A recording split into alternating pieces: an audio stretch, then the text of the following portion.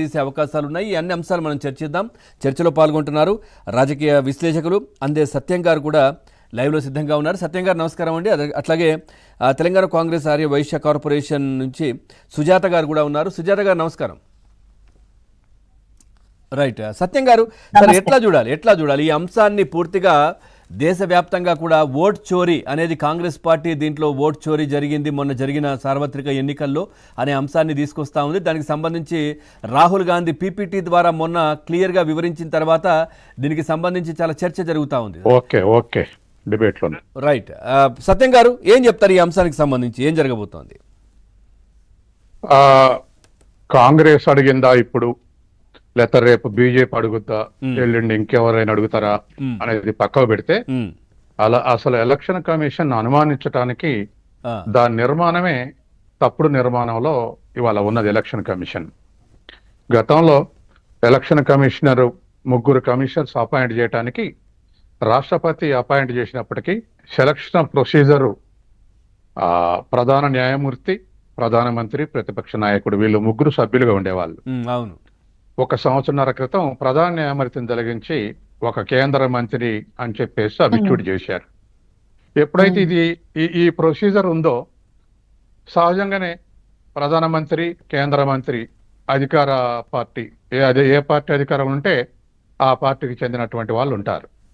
కాబట్టి మెజారిటీ అభిప్రాయం ప్రకారం నిర్ణయించాలి. బట్టి ఆ విధంగా నిర్ణయిస్తే ఇది పొలిటిసైజ్ అయ్యింది, ఇది ప్రభుత్వం ఎవరు కేంద్రంలో ఉంటే వాళ్ళకి అనుకూలంగా చేసే అవకాశం ఉంది అని చెప్పేసి ఇవాళ అనుకునేటువంటి అవకాశం ఉంది. కాబట్టి అసలు నిర్మాణంలో 1 సంవత్సరం క్రితం ఈ తప్పు చేశారు. ఇది బ్లండర్ మిస్టేక్, ప్రధాన న్యాయమూర్తిని పక్కకు పెట్టడం అనేది. ఇక ఇప్పుడు ఓటర్ లిస్టుకు విషయానికి వస్తే దరిదాపు బీహార్లో 65 లక్షల ఓట్లు డిలీట్ చేశారు. దాంట్లో 22 లక్షల మంది చనిపోయిన వాళ్ళు అన్నారు. చనిపోయిన వాళ్ళ మీద అభ్యంతరం లేదు. కానీ మరొక 43 లక్షల మంది, అందులో 40 లక్షల మంది లేరు, వలసపోయారు, లేకపోతే శాశ్వతంగా లేరని చెప్పేసి అఫిడవిట్ సబ్మిట్ చేసింది. ఎలక్షన్ కమిషన్ ఎవరు డిసైడ్ చేయడానికి? ఎలక్షన్ కమిషన్కి అధికారం లేదు. వీరు ఉన్నరా లేరా, ఎడువైరు అనేటువంటిది. ఆధార్ కార్డు ఉంటే మీరు ఓటు హక్కు ఇవ్వని చెప్పేసి సుప్రీంకోర్టు డైరెక్షన్ ఇచ్చింది.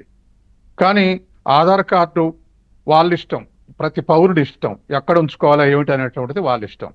తర్వాత ఎక్కడ పని చేసుకోవాలనేది కూడా సిటిజన్ ఇష్టం.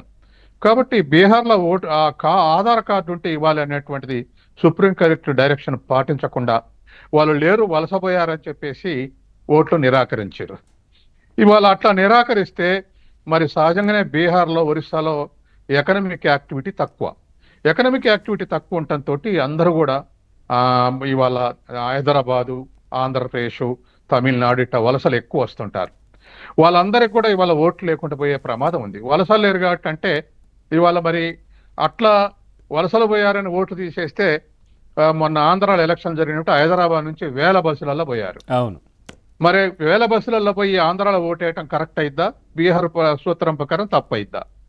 లేదు, తెలంగాణలో పంచాయతీరాజ్ ఎలక్షన్లో జరిగితే హైదరాబాద్ నుంచి మొత్తం పోయి ఊళ్ళలో ఓట్లేసి వస్తారు.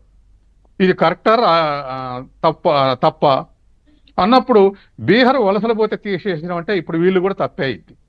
వీళ్ళది రైట్ అయితే బీహార్లో కూడా ఓటు ఇవ్వటం రైట్ అయింది. కాబట్టి ఎలక్షన్ కమిషన్ ఉన్నరు లేరనేటువంటిది కరెక్ట్ కాదు. ఆధార్ కార్డు మీద 2 ఓట్లు లేకుండా చూసుకోవటం, ఫేక్ ఓట్స్ లేకుండా చూసుకోవటమే ఎలక్షన్ కమిషన్ బాధ్యత తప్ప వీళ్ళు లేరు అని చెప్పేసి తర్వాత పౌరసత్వం చూసి లేకపోతే ఇంకోటి చూసి కూడా ఓటు నిరాకరించే హక్కు లేదు. కాబట్టి ఇవాళ ఉన్నటువంటి పరిస్థితుల్లో ఎలక్షన్ కమిషన్ చేసింది తప్పు. తర్వాత రెండవది, ఇవాళ బీహార్లో డిలీషన్స్ కూడా బాగా ఒక నియోజకవర్గంలో పోయిన పార్లమెంట్ ఎలక్షన్లో ఒక నియోజకవర్గంలో 18% ఓట్లను తొలగించారు. 118 ఓట్లు తీసేసారు పోయిన పార్లమెంట్ ఎలక్షన్స్ లో. ఇప్పుడు తీసేసిన దాంట్లో, ఇప్పుడు డిలీషన్ చేసిన దాంట్లో జనరల్ సీట్లలో 6.3% ఓవరాల్ గా బీహార్లో ఇప్పుడు 6.3% డిలీషన్ చేశారు. అంటే 100కు 6.3 ఓట్లు తీసేశారు. జనరల్ సీట్లలో అది 6.4% ఉంది. తర్వాత ఎస్సీ దాంట్లో 5.9 ఉంది, ఎస్టీ దాంట్లో 5% తీసేశారు. వాస్తవానికి వలసలు పోయేది ఎవరు? పేదలు. కాబట్టి 5.3%, 5% ఎస్సీ ఎస్టీలలో ఉంటామేంటి, జనరల్ ఎక్కువ తీసేయటం ఏంటి? ఎక్కువ పోయేది దళితులు, గిరిజనులే, వలసలు పోయేది.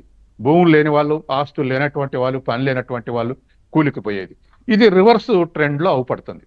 అట్లాగే అత్యధిక ముస్లిం ఉన్నటువంటి 11 నియోజకవర్గంలో డిలీషన్స్ 6.5% ఉంది. స్టేట్ యావరేజ్ 6.3% ఉంటే ఆ నియోజకవర్గాలు 6.5% ఉంది. కాబట్టి డిఫరెంట్ డైమెన్షన్స్ చూసినప్పుడు సహజంగానే ఎలక్షన్ కమిషన్ మీద ఈ అనుమానం వచ్చేటువంటి అవకాశం ఉంది. తర్వాత మరొక అంశం, కర్ణాటకలో 107 అనేటువంటి ఒక ఇంటిలో 257 ఓట్లు ఉన్నాయి. అది ఇవాళ బయటకు వచ్చింది. ఆ లిస్ట్ కూడా బయట పెట్టారు. సింగిల్ 257 బెడ్రూమ్ హౌస్ అని కూడా చూపించారు కదా. 107 ఇంటి నెంబర్లు ఉన్నాయి. కాబట్టి ఇటువంటి అన్ని సరి చేసుకోవాలి. కానీ ఇవాళ ఎలక్షన్ కమిషన్ ఇచ్చినటువంటి సుప్రీంకోర్టుకి ఇచ్చినటువంటి అఫిడవిట్ అయితే మరీ నవ్వుల పాలయ్యే విధంగా ఉంది. ఏది మా రూల్స్ ప్రకారం తీసేసిన ఓట్లు ప్రచురించి చూపెట్టే అవకాశం లేదు, లేదా మా రూల్ ప్రకారం అడిగితే కారణాలు చెప్పాల్సిన పని లేదు, మా రూల్ ప్రకారం మా ఇష్టం అన్నట్టుగా ఇవాళ అఫిడవిట్ ఉంది. ఈ ఆన్సర్లు అయితే ఎలక్షన్ కమిషన్ మరింత అనుమానించే విధంగా ఉంది. ఇది కరెక్ట్ కాదు. Right sir. తెలంగాణ